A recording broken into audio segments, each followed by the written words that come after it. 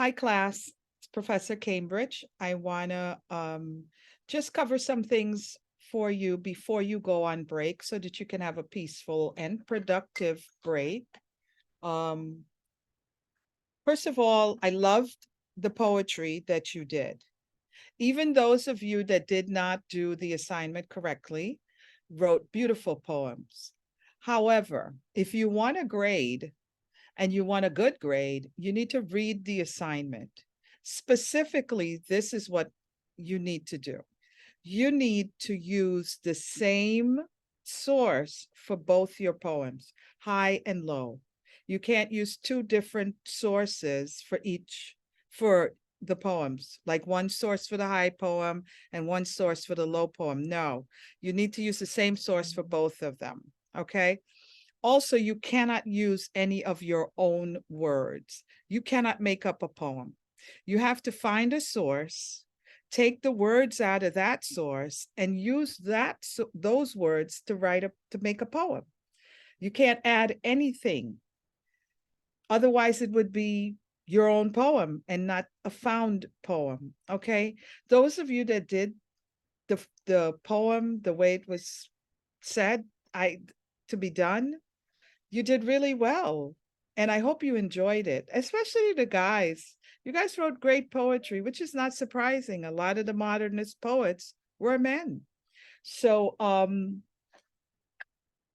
well done, but fix it. Now, don't worry so much because each one of your assignments, it's in the syllabus. So you have the right to do it over if you got a C or below. If you got a B, I'm not regrading it. But if you got anything like a C or a D or an F, read the assignment and do it over. You'll get a better grade. Most likely, I can't like guarantee it, but if you do what the assignment asks, you probably will increase your grade and pass the class. Okay. The other good news for your midterm, there's no midterm. I'm not doing a midterm. You're going to do another, I'm going to put two more responses in, two brief responses that might be as much fun as a found poem. You never know. Let's see what the Harlem Renaissance offers you, okay? The last thing I want to say to you is that the end dates on your assignments have been very loose so far, but we are now at the break and I have to put in end dates. So for example, the first response you did to A Rose for Emily, the Faulkner short story, is going to be closed on the 17th of April, because that's when I think spring break is, that's when spring break ends. You have to come back that Monday to school. So I'm closing that. So if you have like a D or an F or a C minus on that paper, you could fix it between now and the 17th and get a better grade. But if you don't, then that's going to be the grade you're stuck with. So a lot of you on that first paper did a summary instead of answering the question in the assignment. Same problem you're having with all your assignments is that you don't, read the assignment and follow them exactly.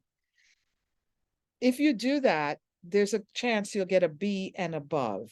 If you do not do what the assignment asks you to do, your grades will be C's and below. I think I said this before. I keep repeating it because it's important. I also am going to send the early alerts for those students who have stopped doing any work in the class. So you're going to hear from your advisors, and from, if you're a part of a program, you're going to start hearing from them. That's something I'm going to do this week. Also, specific students, I'm going to send emails to about things that they can do, little things that they can do that will change their grades and will make them more successful in this class. And the last thing I want to talk about is hypothesis. Hypothesis is not a discussion board. You are writing notes. You are supposed to do research. You are supposed to look at those videos that I'm putting in the modules. You're supposed to read the material that you're responding to with the notes and hypothesis. If you're not going to do that, you are not going to get good grades. Now, the grades, the rubric in hypothesis says if you have 3 good answers, you'll get an A. If you have 2 good answers and 1/2 good answer, you'll get a B. But that doesn't mean that you only do 3 answers. The more you respond to, the better your chances. So if you have like 7 responses because you responded to some of your classmates' stuff also. If you responded to me, you responded to your classmates, there's a really good chance that you're going to get 3 good answers in there. But if you'd only do 3 responses because that's what it says, maybe they won't qualify as A material. So do the best you can and do as much as you can. And I made a mistake with hypothesis because I'm learning how to use it. And I forgot to check a box. So I want you all to go into the hypothesis, even if you've done it already. The last 2, the one on Booker T and Du Bois, and also on Jean Toomer's Blood Burning Moon, and just comment on one of your classmates' responses. I agree, I disagree, I think this is, yes, but, yes, and, maybe, however.